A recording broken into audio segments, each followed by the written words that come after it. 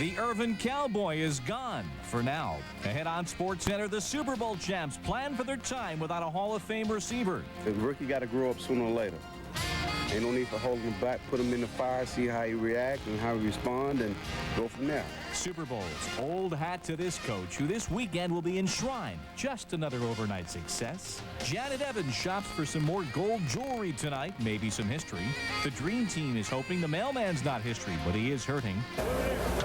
While this guy has spent his summer doing a little bit of yard work. We'll see how and why. When SportsCenter's next. And good evening. Welcome to SportsCenter along with Charley Steiner. I'm Bob Lee. And as the Cowboys now get used to life without Michael Irvin, we've got more on that coming up. The games of Atlanta continue with nary a sighting of Izzy, the strange mascot. Perhaps it's me, but I haven't noticed any complaints.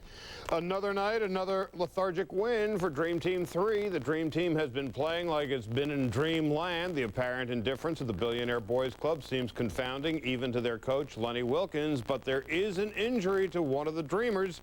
And Robin Roberts joins us from Atlanta with that story and the other news of the day from the Olympics. Here's Robin Roberts. Robin. All right, Charlie, and you know you guys asked me to bring you back Izzy dolls. I won't let the secret out. The Dream Team didn't have many problems with Lithuania last night, winning by 22, but the victory was costly. Karl Malone cut his right hand. He spoke with Chris Myers on Up Close earlier today.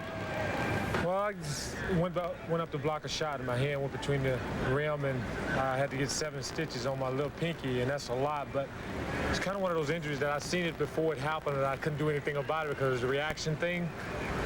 But I'm going to play. I didn't come here to Atlanta to watch these guys play. I came here to compete. So China on Friday, you'll be in there. Oh, without a doubt. Right, well, matter of fact, that's my day to start, so you know I'm going to be in there. And the game versus China is another late tip-off, 10 p.m. Eastern Time. Later here on SportsCenter, we'll hear from fellow Dream Teamer Grant Hill.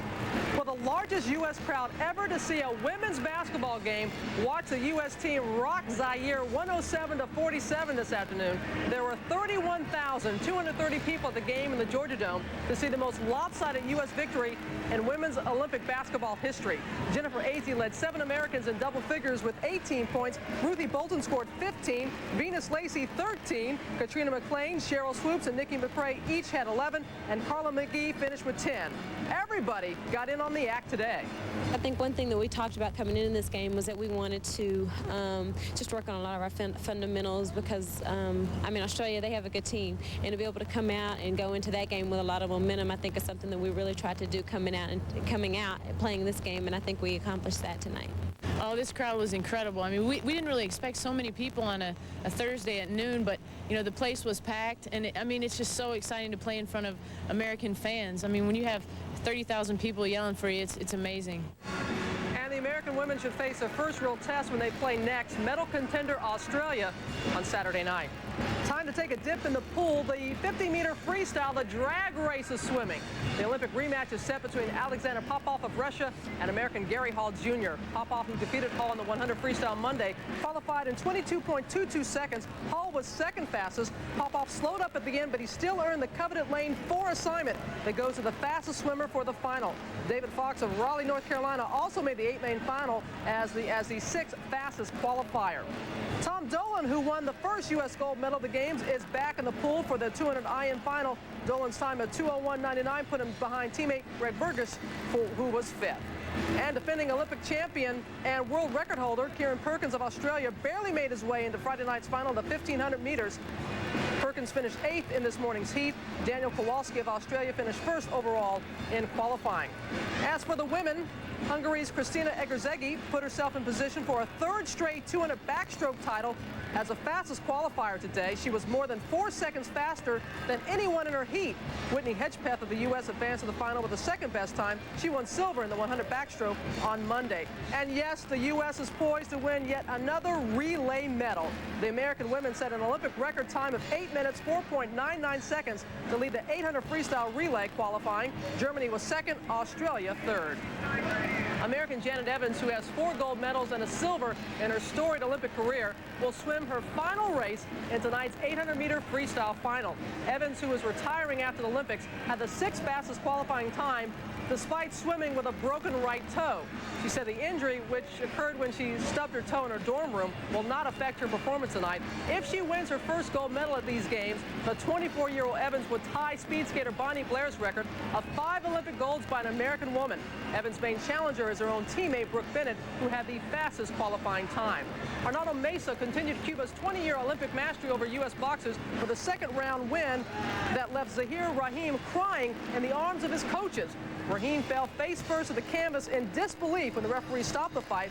Rahim thought it was ended too early, just 2:15 of the first round. He refused to shake Mesa's hand before leaving the ring. Also, teammate Fernando Vargas lost a controversial decision to Romania's Marian Simeon, and heavyweight Nate Jones, who had a first fight bye, prevented the day from being a total loss for the Americans. His biggest competition should come from Christopher Mendy of France in the semifinals. Mia Hamm, the star of the U.S. Olympic women's soccer team, is sitting out the game versus China that is just underway in Orlando. Hamm sprained her left ankle Tuesday in the United States 2-1 victory over Sweden. The team spokesman said Hamm's ankle has shown improvement, and the added rest will give her additional time to prepare for this weekend's semifinal game. We'll hit the beach later, find out how Karch Karai, Ken Steffes, and others made out following playing volleyball in the sand. And we'll also hear from Michael Johnson as he prepares for double gold in the 200 and 400. Back, though, now to Bob Lee.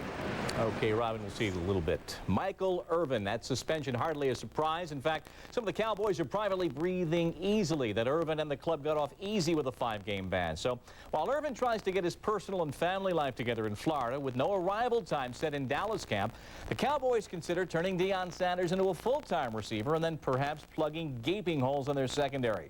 They're not looking for sympathy. They wouldn't find any if they were, and today they face the new reality of the first month of the regular season without Irvin.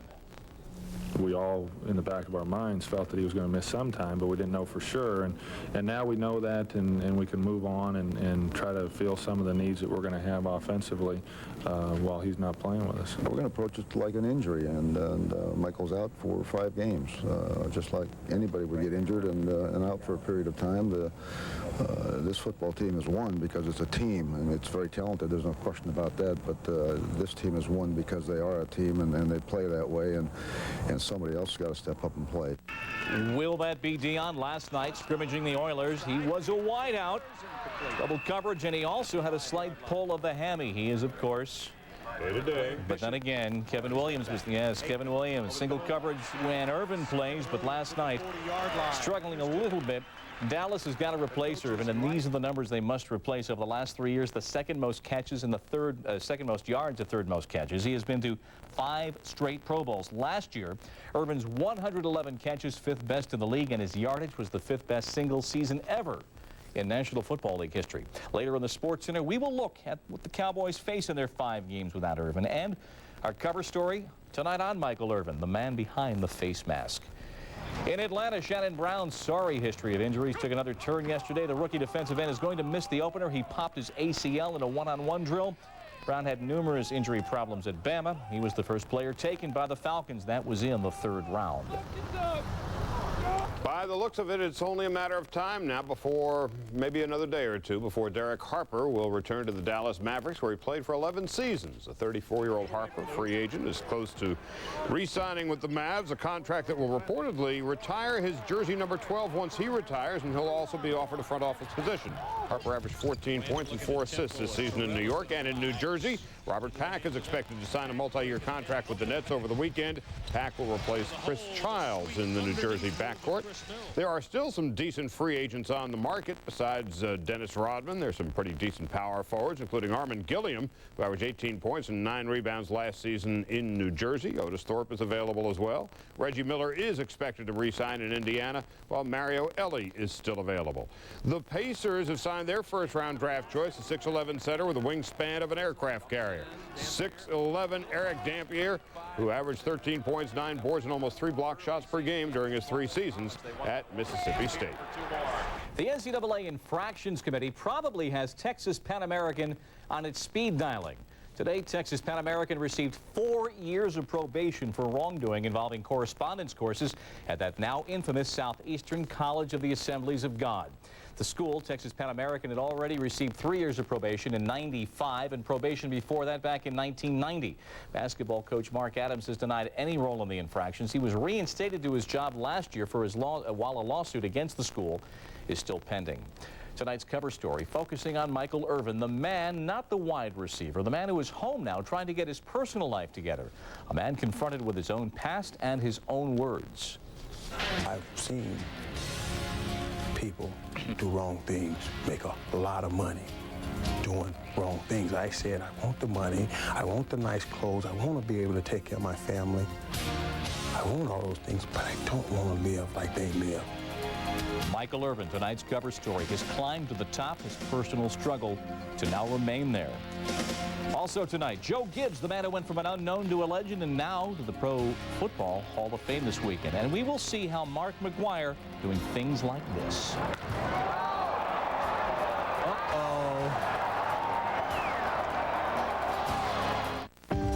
In the past 2 years, the Oldsmobile Aurora has earned quite a reputation for itself.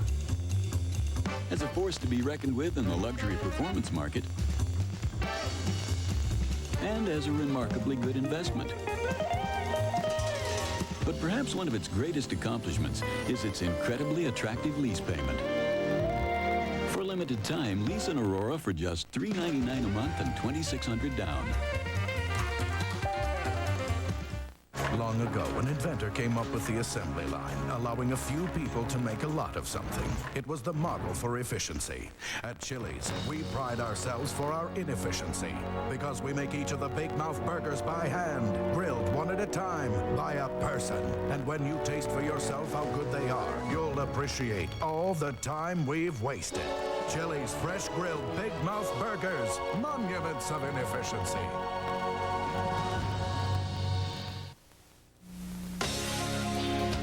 SportsCenter is brought to you by Chili's, home of the Mushroom Swiss Big Mouth Burger. Well, the week after the British Open, the PGA pros are in Sutton, Massachusetts. It's the CVS Charity Classic, and last year this tournament was in a funk. Fred Funk. He won last year with a final round of 73. Today, humid, sticky day in New England. Larry Rinker, though, did not let that bother him. Out of the fringe on 13 and rolling it in for a birdie. 17, Kelly Gibson is in deep rough. Out of the trees, yes, and was able to save par from there. Then on the 18th hole, Bruce Fleischer's approach. This part of his round of 65 today, he would birdie 18, the 1991 champion. He shares the lead after one round along with John Cook and Hugh Royer. Royer is a rookie on the tour, never been in the top 3. Cook, 7 career victories. Fred Funk, last year's champion, with a 1 under par. Daniela Makapani with a 1-stroke lead after the first round of the Heartland Classic. She leads Penny Hamill, Lisa Neumann, and one of the handful of golfers 2 shots off the pace. Riddick Bowe has received most of the money that was withheld from the New York State Athletic Commission following that riot at Madison Square Garden 3 weeks ago tonight. The state continues to hold, however, about $1 million pending the outcome of its investigation into that ugly free-for-all following the Riddick Bowe-Andrew Galata fight. Up next on SportsCenter, we'll visit a Hall of Fame coach, at least come Saturday. But at first, he thought it was never going to be possible. I still remember he said that, he thought he'd be the first head coach to be fired before he even won a football game.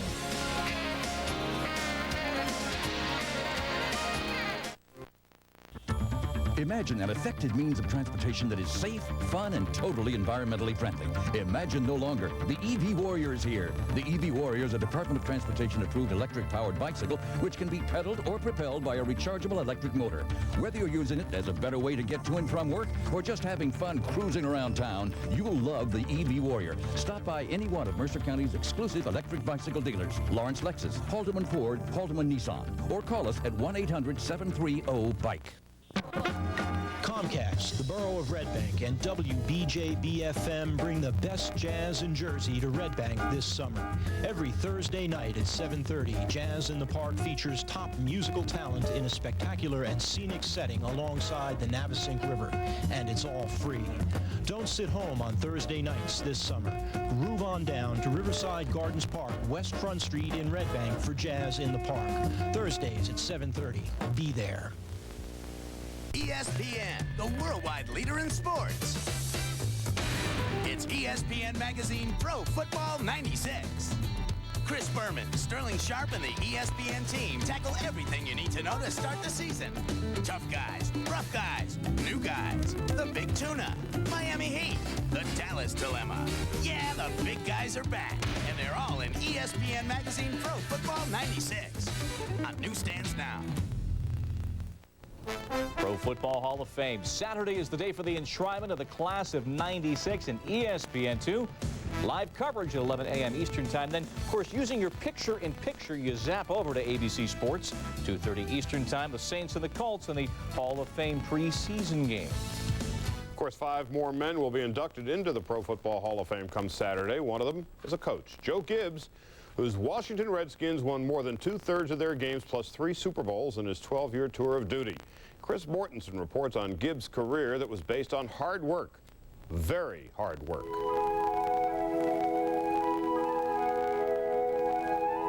While most of Washington, D.C. slept, Joe Gibbs worked late into the night, hashing out a game plan.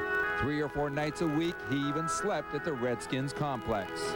We just developed that. I believed in it, whether it's, and I realize there's other ways, but I thought that was the best way.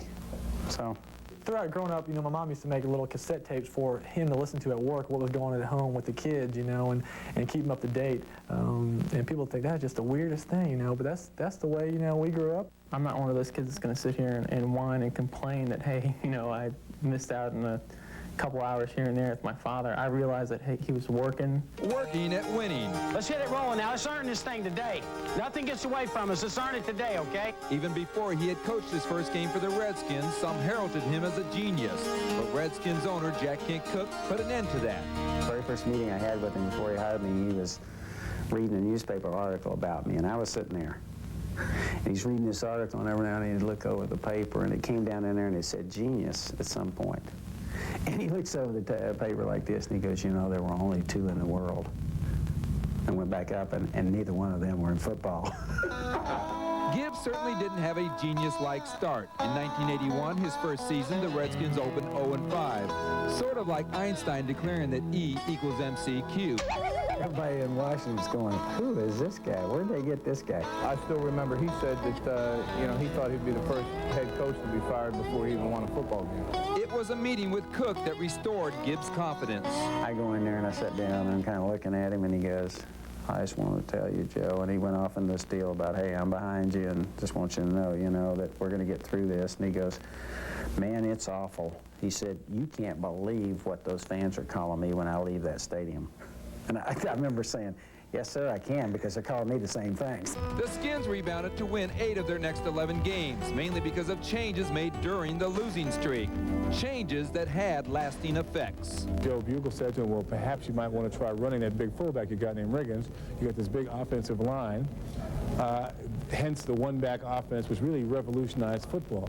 I actually look back at 0-5 now and think that 0-5 probably caused us to win some Super Bowls. Including one the very next season, and 3 overall, with 3 different quarterbacks, a feat unequaled in NFL history. But then, following the '92 season, a wary Gibbs announced his retirement.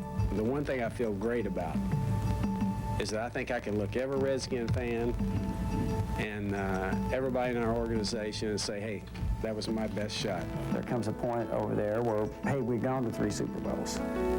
And so I was kind of sitting there saying, what are we going to do? Do it again? There kind of comes a point, hey, I've done that. And so Gibbs left his Super Bowl dreams behind and went in search of a new challenge. The Joe Gibbs racing team was born, fulfilling a lifelong dream.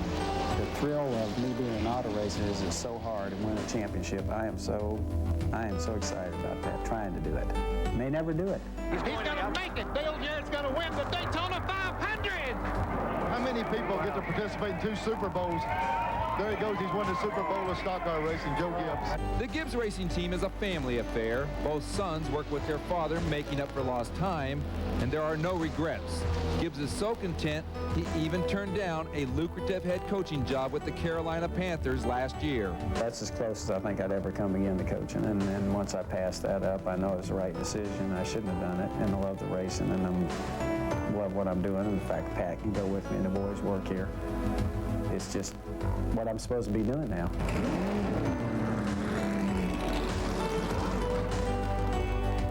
Joe Gibbs on his way to Canton, and so are we. The NFL returns to ESPN in a big way this Saturday night, 8:30 Eastern Time, with coverage of the Hall of Fame induction ceremonies, followed by a special edition of the NFL Tonight, and then returning Japanese, the Steelers and Chargers in the American Bowl. That's this Saturday night.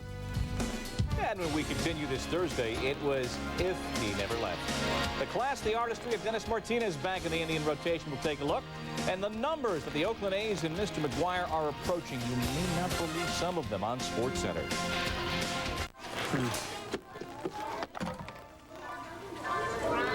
We're out of here. No, please keep your hands in the cart. We'll come back for that later. That one needs batteries. You're gonna get Daddy in trouble. Excuse me? No, that one definitely has too many parts. We gotta go.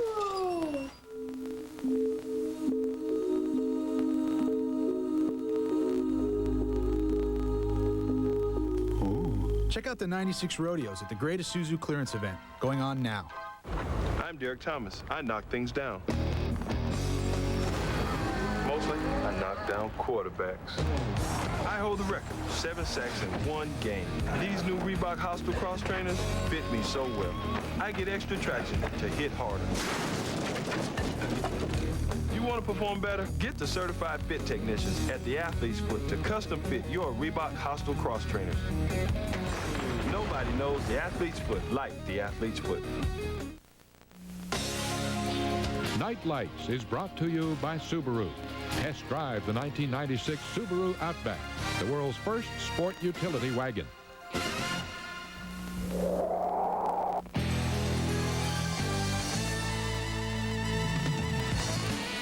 Another ground ball for Kevin Brown. Look at this play.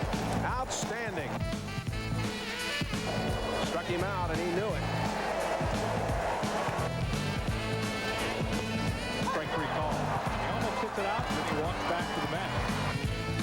Terrell Wade almost quit pitching. He's feeling so good right now, he can't wait to wind up and get it back in there. 1-2, and he strikes the side out. Mercy. Well, let's put aside for a moment the debate over juiced baseballs and poor pitching and muscle toning and the delusion of expansion. Put it all aside and wonder if that home run that Mark McGuire hit yesterday in Chicago has stopped rolling so they can check the measurement. McGuire has 36 stingers. He's got the headlines. But then on that same team, you've got Baroa with 25, Steinbach with 24, Giambi with 19, Brocious with 16, and the A's with their eyes on history. Here's Susie Comber. And he hits this one a mile. Steinbach scorches this one. Here's a long one. For the 1996 Oakland A's, the power numbers tell the story. The most overwhelming of those numbers is 240. That's the number of homers hit by the 1961 Yankees, a team record that has stood for 35 years. But the 61 Bombers could be pushed aside by the 1996 A's. Through Wednesday's action, Oakland stands pat at 170 homers after just 102 games, and the chase is on. There's always that chance to do it. You got to be patient, you got to be selective, and if you can take advantage of what a pitcher gives you, you might have that chance that day.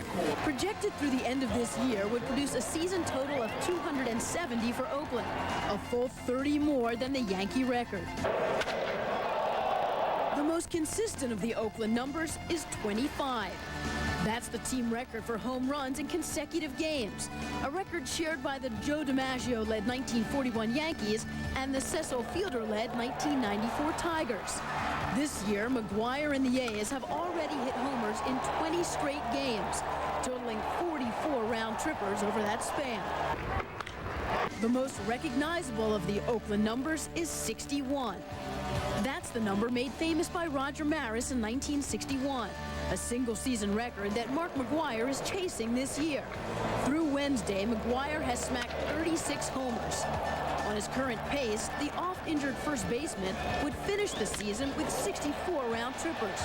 However, unlike Maris, who missed only 2 games in 1961, McGwire has already been sidelined for 24 games, meaning that should he break the 35-year-old record, he would do so in at least 22 fewer games than Maris. The most immortal of Oakland's numbers is 7.2. It's also the number of at-bats it takes Mark McGwire to homer. That pace would shatter his own single-season mark of 8.3 at-bats set in 1995. Closest behind him all time is Babe Ruth, who swatted a home run every 8.48 at-bats when he hit 54 in 1920, his first season with the Yankees. And apparently, the pop in McGwire's bat is rubbing off on some of his teammates. We have guys on the team that put good swings on the ball. And anytime you can put a good swing on a ball, you have a chance. You're getting a base hit, double, whatever it may be. And sometimes you get a little lift to it, the ball might leave the ballpark. Already this year, Oakland has 6 players with double figures in homers. 4 of them, Geronimo Baroa, Terry Steinbach, Jason Giambi, and Ernie Young, have already set career highs. The majesty of the home run. Babe Ruth, his best season, that mystical 27-year, put it up against McGwire's 96. McGwire, a better ratio of at-bats, better slugging percentage, more frequent walks. In fact, that .799 slugging percentage, if it held up, would be the 3rd best ever. Ruth in 27 for a batting average hit .356. McGwire right now is hitting .324. We all know, though, there is a long way to go. John Van Beesbrook, who figured to be the starting goaltender for the United States team in the World Cup beginning next month, will not play. Van Beesbrook instead will be undergoing arthroscopic surgery on his right shoulder sometime within the next week to 10 days. So Guy Hebert, the netminder from the Anaheim Mighty Ducks, will replace Van Beesbrook on the roster of the American team. Up next on SportsCenter, the Dallas Cowboys now must get used to life after Michael, their all-pro wide receiver, suspended for 5 games. But when will he return to the team?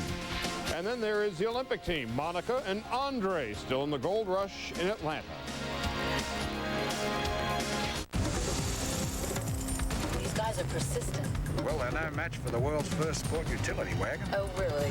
All-wheel drive Subaru Outback's got more headroom than a Cherokee. Uh-huh. The ground clearance of an Explorer. So you said. Ride smooth as any car. Got any more of those tidbits? What, like more stability in a turn than a Chevy Blazer? Sure, that'll do. That's my Subaru Outback. World's first sport utility wagon.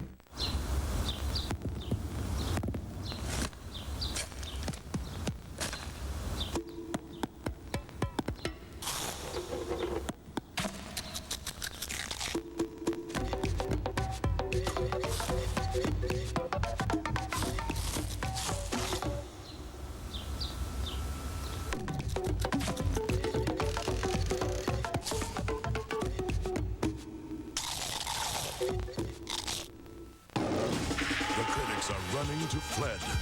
Fishburne and Baldwin make the best buddy team since Lethal Weapon. It ain't over. Let's do this. A beginning-to-end adrenaline rush. Got a Fled.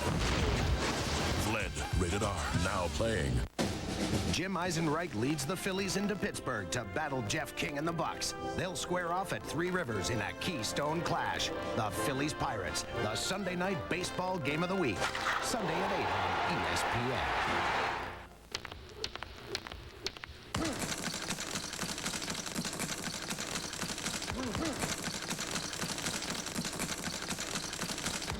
Right, what you do is take the body out and the head's gonna fall. You gotta rip.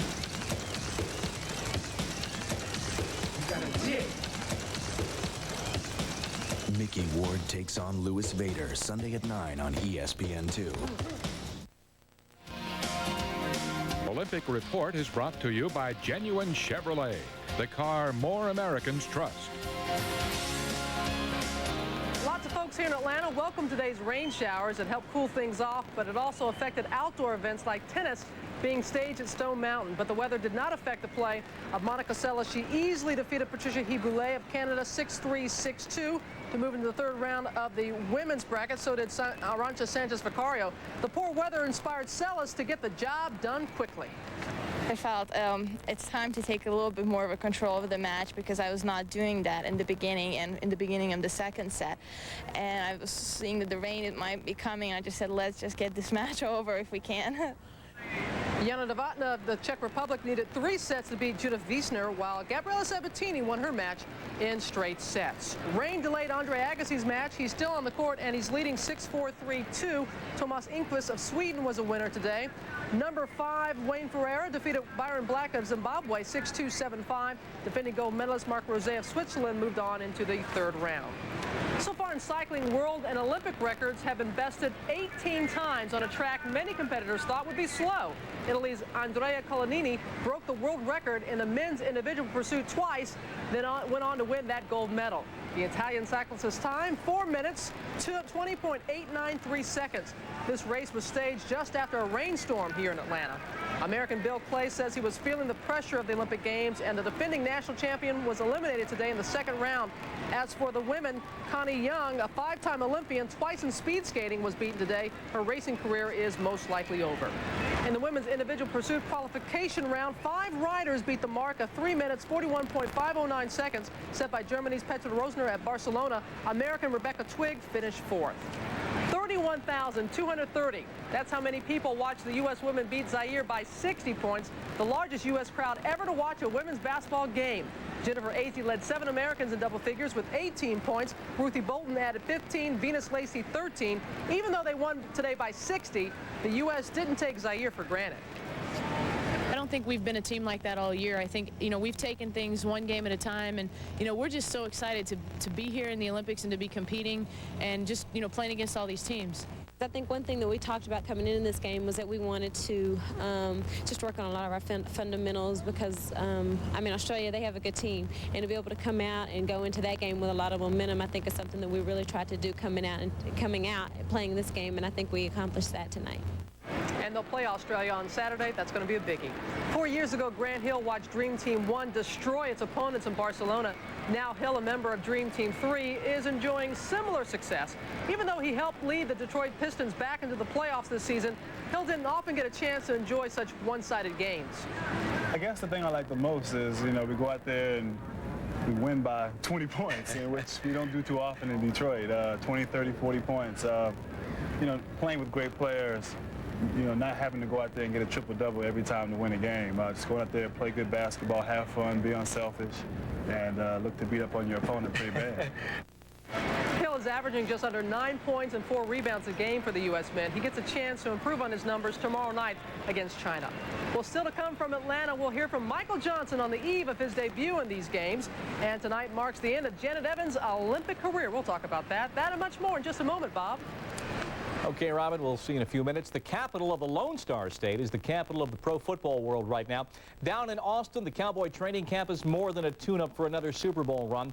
With Michael Irvin's 5-game drug suspension, it has now become a laboratory of desperation where the delicate recipe for both offense and defense is being toyed with in the heat of a Texas summer. Bill Pito on the big question for Big D. With Michael Irvin out until October 13th, who's left for Troy Aikman to throw to? First on everyone's mind to fill the void, Dion, who strained a hamstring Wednesday going after a bomb in a scrimmage against the Oilers. But Sanders may have to spend more of his time at cornerback, a position still up in the air at Valley Ranch. Super Bowl MVP Larry Brown is now a Raider. Kevin Smith is still questionable, recovering from a torn Achilles tendon that sidelined him for the entire '95 season. That leaves Alundis Price as the top healthy corner. Kevin Smith is the key because if Kevin can't start, then Dion's got to go play defense. So what about Kevin Williams, best known as a guy who got single coverage while Irvin fought through double teams? Williams didn't catch more than 5 balls in a game last year until the final week of the season. And with tight end Jay Novacek still out with a neck injury, that leaves Stepford Williams and Billy Davis and Ed Hervey. Who? Add it up, and here's what you have. 4 receivers who caught 53 fewer balls and 4 less touchdowns in their whole careers than the 111 catches and 10 scores Irvin had last season. The rookie got to grow up sooner or later.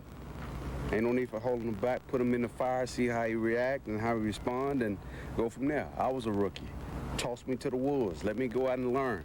Make mistakes. Learn from your mistakes and get better. You can be comfortable in camp, and you can be comfortable in exhibition games, and then all of a sudden the real games start, and, you know, if you can be comfortable then, obviously you're pleased. So where does the offense go?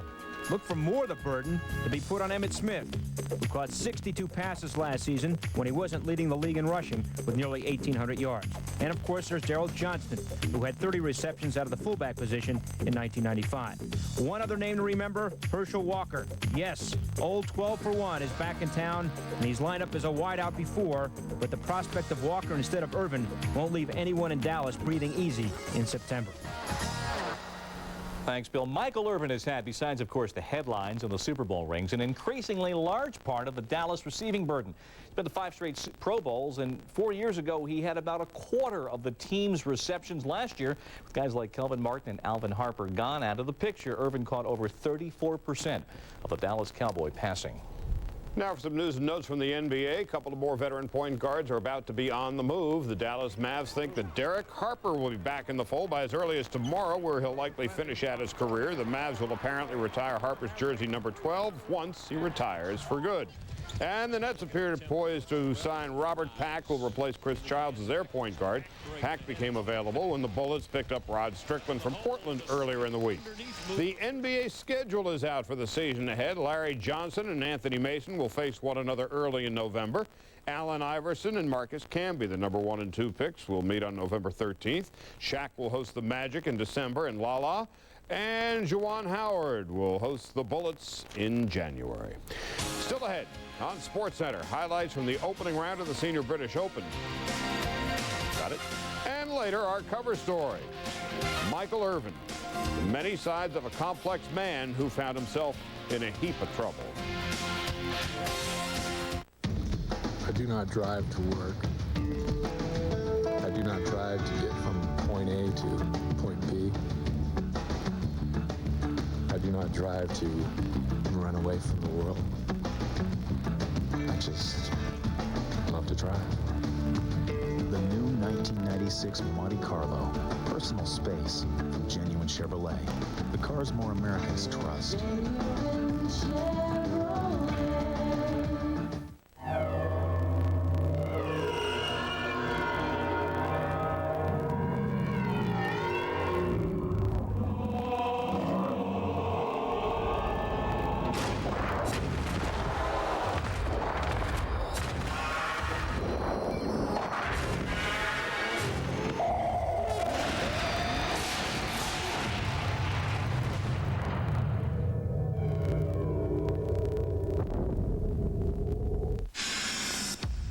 Basketball fans, you can't beat this.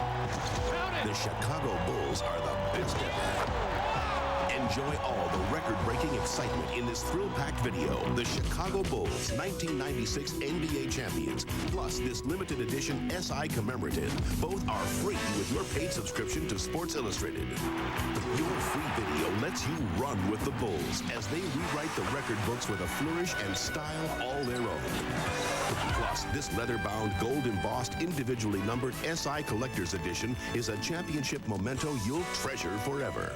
Get this exclusive Bulls Collector's Package free when you order 54 issues of SI for only $1.48 an issue. Save over 55% off the cover price. Use your credit card. Call now to get the Unbeatable Bulls Championship Pack free from SI. A sports experience like no other. Sports Illustrated. Get into it. This is my idea of a challenge. So when I took the high endurance challenge from Old Spice, that's what I thought I was getting into. What I got was a sure thing. High endurance deodorant. It evaporates less quickly than the leading stick. It also lasts longer and protects better. Old Spice even guarantees it. Or call 1-800-PROVE-IT and they'll buy you a stick of yours. So if you're looking for a real challenge, the sky's the limit. If you're looking for the best deodorant, try high endurance from Old Spice. Because now you've got proof and a guarantee. Round one of the Senior British Open in Portrush, Northern Ireland. 100 yards out. Englishman Neil Cole's approach shot on the par 5 17th. Pin high. He would birdie the hole and go 5 under for the day. Malcolm Gregson for bird on 17.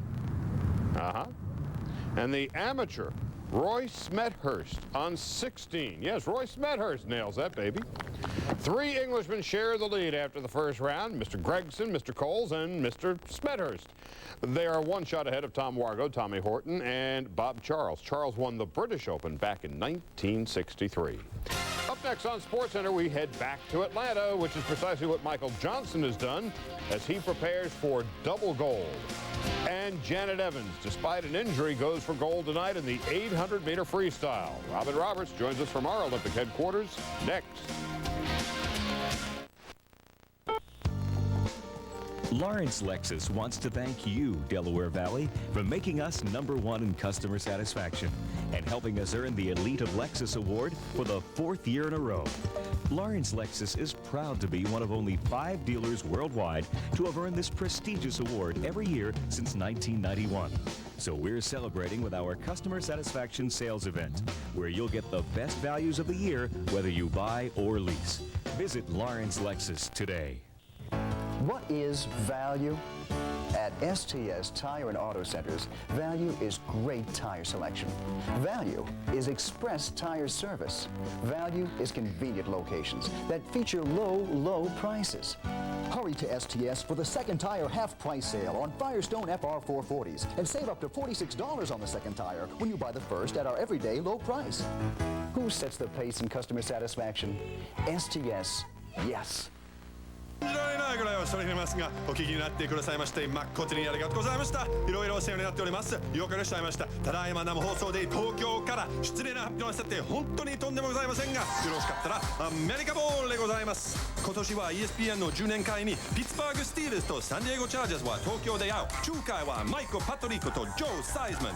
1996アメリカボール7月27日の土曜日の9時半に ESPN よろしくどうぞ。Commentary of the game will be in English.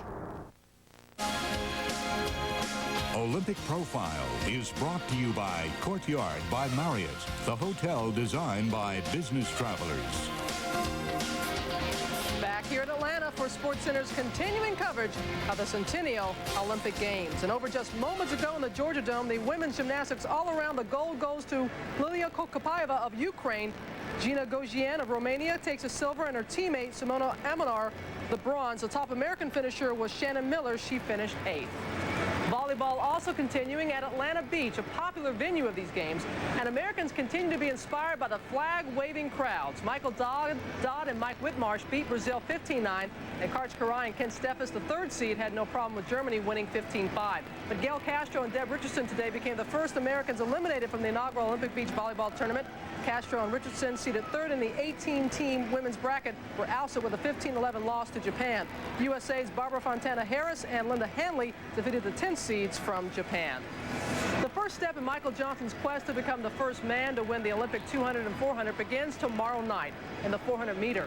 Johnson has won 54 straight 400-meter races dating back to February 24th, 1989. Not a single loss in a final, indoors or outdoors, in summer or winter.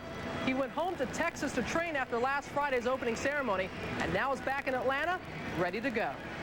I feel good. I mean, that's why I went back to just get away from all of the things that are going on here and just get back to somewhere where it's just simple and plain, and I can just walk outside of my door and not have to deal with traffic and get to the track and work out without any problem. So it was relaxing, and I was able to concentrate and focus on training instead of having to deal with an hour trip to the track and an hour back home for a 45-minute training session. Gee, no traffic. I wonder what that's like. No man has won both races at an Olympics. Valerie Briscoe-Hooks won both women's events at the boycotted 1984 LA Games. With Janet Evans back in the pool tonight, let's go live to Steve Cyphers at the Georgia Tech Aquatic Center with more on the final race of Evans' illustrious career. Steve? Robin, Janet Evans qualified 6th in tonight's final of the 800-meter freestyle. The best time was turned in by Brooke Bennett of the U.S.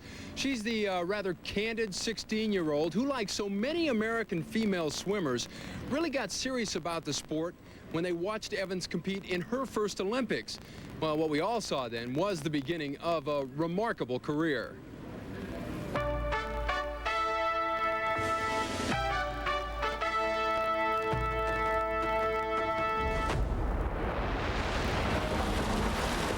I see my place in history yet because I'm not done. And that's the amazing part. Janet Evans is not done. Not after 45 national titles. Not after 6 world records. Not after 4 gold medals.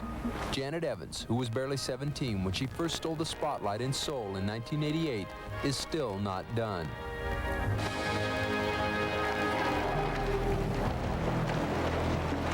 Janet Evans has one more race, 800 meters more, and then it will be over. She'll end her career with the distinction of being the only American distance swimmer to compete in 3 Olympics. Others have failed to survive so long because in the pool, age and endurance do not mix. There comes a time when pushing a body beyond exhaustion in the morning, only to do it all again in the afternoon, 6 days a week, is no longer possible. When I was younger, I did these incredible workouts, and I did them workout after workout after workout after workout, and there was really no change in my training. But she was 16 then, just 5'4", 97 pounds. Now she's 5'6", 20 pounds heavier, and 8 years older. I can't do the training day in and day out, and you know, the more quality workouts you can put in, the faster you're going to go. But my body won't let me put in 11 quality workouts a week. You know, I have to do like 7 or 8. If I did 11 quality workouts a week, my body, I couldn't walk out of the pool. What happens as you get older and your body changes, so you have to adapt. And I think I've done a good job of doing that. I don't know if I'll ever go as fast as I did when I was 16 and 17, but you know, I'm trying my hardest. Though it's been 3 years since her times have approached the world record she set in 88 and 89, Evans' adjustments have kept her afloat in the pool of elite swimmers around the world. There was the disappointment of a silver medal in the 400 free at the 92 Games in Barcelona. But it wasn't until last summer that the back-to-back Olympic gold medalist in the 800 was defeated in that event for the first time in 8 years by Brooke Bennett. And that's when the whispers began. Evans is too old to go the distance.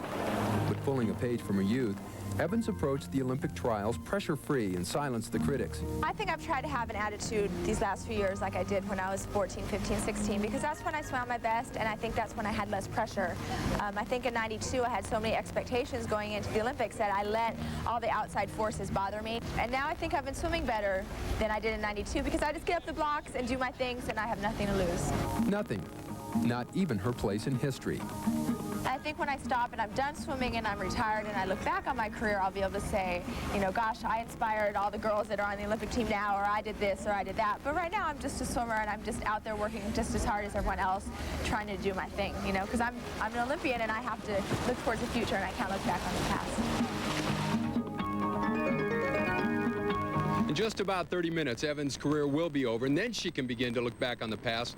First, she has 16 laps left in the pool. And by the way, Robin, she does have a broken toe, but Evans says that will not be a factor in her performance. That's absolutely incredible. Thanks, Steve. We'll check back with you later. And joining us is a former teammate of Janet Evans, Mel Stewart. She says the broken toe will not be a factor. You swam. Really? It's no factor? The broken toe is not going to be a factor, but I don't see a gold medal in the performance tonight. Realistically, a silver, a bronze, and that would be success for Janet Evans because, I mean, she's an Olympic icon. She's got 4 gold medals in the can. Any more hardware, and she's going to have neck problems from trying to hold her head up. She wouldn't mind that at all. Tom Dolan wins the 400 IM as expected. Doesn't qualify for the 400 free. Now he's in the 200 IM. How do you think he'll do tonight? It doesn't look good. I think a silver or bronze is realistic. I don't see a gold medal. I think that's going to go to Yanni Savinavin of Finland. He's the world record holder. But I hope Tom proves me wrong. I'm really looking forward to this one race, the 50 freestyle. You talk about a drag race. This get in the pool, get it over with. Popoff versus Gary Hall Jr. You must have to get going from the very start in this race. This is everything. This is what people want to see. This is the most exciting race in swimming. If you watched the 100 earlier this week, Gary Hall showed a lot of speed. He led at the 50 mark. Watch Popov. Popov is not technically sound. He's always last off the blocks. In the 50, the drag race, the start is everything. It's the difference between winning and losing. All right, you should know that. Thanks a lot, Mel. We appreciate that. Swimming, just one of the stories we're keeping an eye on for you tonight, as well as the U.S. baseball team looking to remain undefeated against Japan. The U.S. women's field hockey team attempts to bounce back from its first loss, and we'll check in on the men's volleyball match against Cuba. Join Jack Edwards for those stories and much more tonight. I'm Roberts in Atlanta. Back to Bob Lee. Okay, Robin. That's later tonight. Later tonight, right here, Michael Irvin, our cover story, the individual flair. How does that reconcile with all his problems now? I'm my own man. I'm going to do things the way I see fit for me to do them. And if I fail, then I say it's my fault. And if I succeed, I say it's my fault.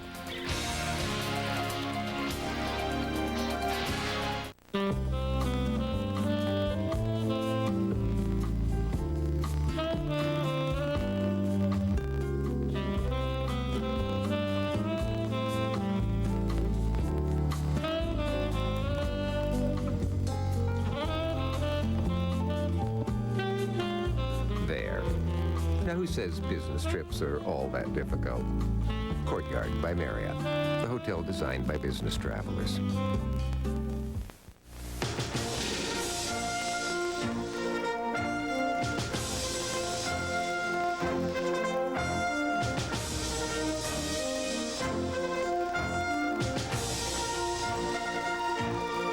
People everywhere are really getting into the games because at McDonald's, when the U.S. wins, you win game.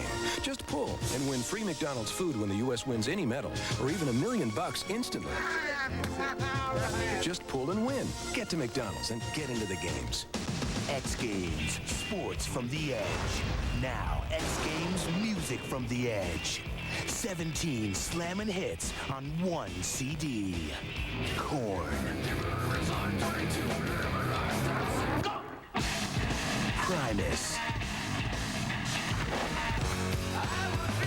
Toadies. And Red Hot Chili Peppers. Beastie Boys. Seven Mary Faith No More. X Games, music from the edge. Get it in stores now. You want to play with the pros? Well, you can practice, or you can log on to ESPN Net Sports Zone and watch the Senior PGA Tour on ESPN. Pick any 4 Senior PGA Tour players, then watch them compete in 3 Senior PGA tournaments televised on ESPN. If your foursome wins the most money, you have a chance to play in the Pro-Am at the Energizer Senior Tour Championship in Myrtle Beach. So watch the Senior PGA Tour on ESPN and enter the ESPN Net Sports Zone Senior PGA Tour Challenge. It's your chance to play with the pros. From now on, NFL Prime Monday follows SportsCenter every Monday night at 7:30 Eastern Time with Mike Tirico, Sterling Sharp, and the usual cast. Next show, next Monday. Tim Krumrie, the Bengals defensive line coach, was arrested earlier this week for drunken driving. And the arrest was made near the Bengals training camp. The 36-year-old Krumrie played 12 seasons in the NFL, all of them with the Bengals. Bob? The drumbeat of stories about athletes in trouble with the law has been growing louder. By the time it was Michael Irvin's turn in the headlines, his notoriety had notched up even higher by his 3 Super Bowl rings, his remarkable skills, and his personal style. Irvin is going to lose $500,000 in salary this year. He has already lost some of his personal dignity. And the question is, what is there in Michael Irvin that will cause him to learn from the situation he is in? Mike Tirico reports tonight's cover story.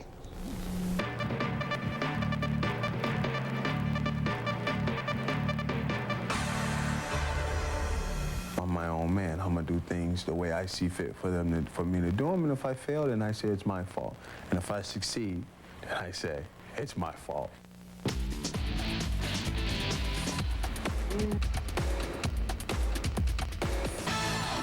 Touchdown Cowboys! Oh, what a play for the playmaker. Michael Irvin has lived his life as the playmaker, as an extrovert possessing equal parts flamboyance and intensity. The fault lines running beneath the surface, which led to his secret life off the field, are jagged and numerous. I can't control everybody around me, but I understand and appreciate the love for people. And if I have a problem, that is my problem. Irvin's engaging personality emanates from a childhood shared with 16 brothers and sisters. I dealt with so many different personalities right there in my home. I think it prepared me real well for the world, because you deal with so many different personalities on football teams and in every facet of life. He grew up in a life of poverty and to this day eats his cereal with water because, as a child, there was no milk at home. Now he leads the life of opulence he was determined to secure in a straight and narrow manner. I've seen people do wrong things, make a lot of money doing wrong things. I said, I want the money, I want the nice clothes, I want to be able to take care of my family. I want all those things, but I don't want to live like they live. Irvin lived the life of a superstar at the University of Miami. There, his brashness reached fruition as a Hurricane, but he kept his feet on the ground. He was a very well-liked athlete, one of the best liked in the history of the University of Miami. Had the ready smile, great personality. He was the type of kid who worked harder than anybody on the team and set an example that way, and he also graduated in 4 years. After 1989's humbling experience of playing for a 1-15 Cowboys squad, Dallas's on-the-field return to the glitz and glamour of America's team fit Irvin almost as well as his designer suits. It's what you call sweet. But like others before him, Michael Irvin has found that fame and fortune in Big D can lead to big trouble. If you're vulnerable to idol worship, Dallas is absolutely the worst place if you're a Dallas Cowboy, and that's where Michael really got seduced by the city of Dallas. Once you win, and once you put on that pedestal, therefore you're above the law. That develops in the mind a value system around invincibility, around ego, around instant gratification. 3 Super Bowl titles in 4 years provided a measure of gratification. But amid the success and the wealth, there apparently existed a void. It's not enough. Never enough. Played in 3 Super Bowls. There's always a new mountain. There was always a new challenge. I would pursue women, parties, cocaine to sustain, I think, the idea of Sunday afternoon at Texas Stadium. That on-field, high-energy persona of Irvin. There's been speculation that he lived his off-field life at the same on-the-edge pace. This off-season's arrest and trial have shown us similarities that just months ago, even Irvin didn't see. I'm a humble man. You see me play football. Football's a whole different thing when I leave the football field. I'm not out there spiking balls or pounding my chest. I'm out there hugging and loving. And that's what I do. I meet people. Insiders definitely knew that Michael Irvin was out running the streets as hard or harder than any Dallas Cowboy ever has. A somber Irvin left those streets of Dallas. How will the person that returns resemble the Irvin that lived as a playmaker on and off the gridiron? There is a step of development that Michael has missed, in which guilt exists and responsibility exists, and the trauma of this experience has brought him down big time. May be enough to cause that shift. There really has to be some real psychic changes in Michael Irvin. It just doesn't go away. You don't go jump in your 500 SL and speed off down the street with your fur coat on and your sunglasses on and say, I've changed. I got a problem. I gotta get out. I need that. I need being around my teammates. I need the love that they give me. I need that. I really need it.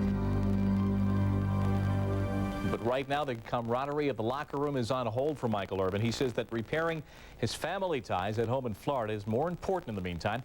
Irvin can play if he's available in preseason games. He also can work out in training camp and come the beginning of the regular season. That football door will slam shut until mid-October. You're looking at Michelle Akers, the U.S. women's soccer team in action today against China. We'll update their score when SportsCenter continues. Loads are getting heavier, and the stumps are just getting more stubborn. You're working harder than ever. You need a truck that does too. Meet the all-new 1997 Ford F-150. Our new Trident V8 cranks out even more power and torque. Our V6 out-muscles every standard truck engine in its class. And the first scheduled tune-up's 100,000 miles away. After all, the road's not getting any shorter.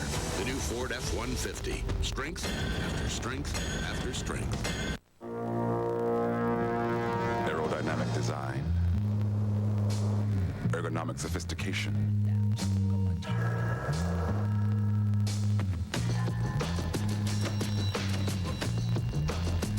and road tested by the world's long jump record holder. Introducing the Mike Powell XT by FIBA. Now, who needs wheels? For years, ESPN has been working to improve sports for the fan. With this new helmet, ESPN commentators can interview a batter while he's at the plate. Slugger Mickey Mantle demonstrates. Hey, Mick. Can you hear us, Mick? Is this distracting? Boycotted by players, the helmet did lead to a breakthrough in coverage for all sports. ESPN Net Sports Zone. With Peter Gammon's baseball column, player profiles, everything you need to be a better fan. ESPN Net Sports Zone. Technology for you.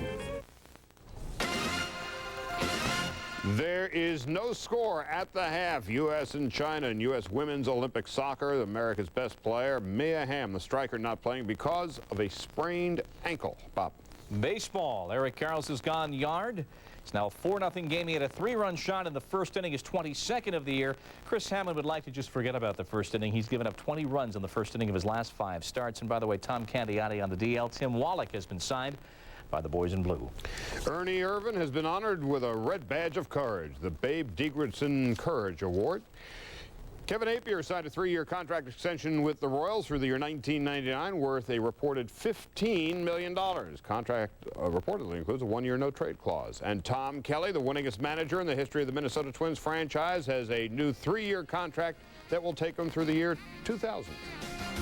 That's a wrap for us. We'll see you again tomorrow at 6:30 Eastern. Next SportsCenter in 4 hours. I'm Charley Steiner. I'm Bob Lee. Next up, the Cowboys cheerleader calendar.